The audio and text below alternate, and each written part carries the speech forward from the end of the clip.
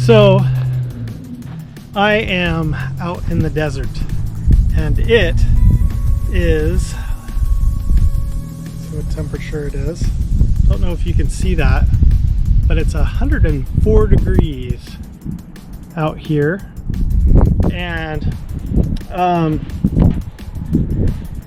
it's hot, and my body has to find a way to adjust to that environment. And we've talked about homeostasis, where our body changes according to the conditions that it wishes to maintain. Our body wants to maintain a internal temperature of 97.6 degrees.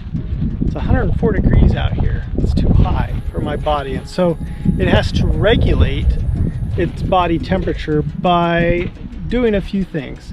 First of all, I'm going to start sweating, right? I can already feel it. I'm sweating. And that sweating is going to act like a swamp cooler. If you know what a swamp cooler is, water allows us to be cooler. And so that helps cool us off. That water beads on our skin, and then as wind comes by and evaporates it, it carries that heat away and helps us to keep our body temperature cool. The other thing I could do is I could sit down here in the shade, and that would help keep me cool. There are a lot of animals that don't have the ability to sweat. We talked about Henry, my dog. He only sweats on his paws, but he breathes real hard.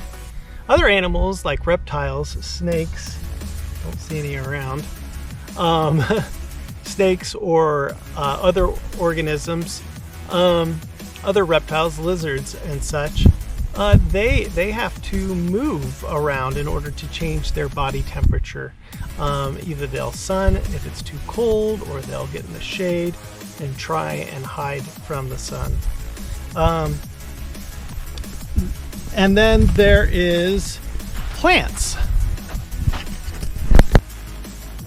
So plants can't move. They don't sweat. How do they adapt? How do they do homeostasis? Well, plants, they do their own little thing. They don't have to worry about temperature too much. They're mostly worried about water. Water is the biggest thing that they worry about, and getting rid of water or keeping water allows them to maintain their constant internal environment. It's because all living things, not only do they maintain their environment, we call that an ecological niche, keeping all of that water inside. Well, it does so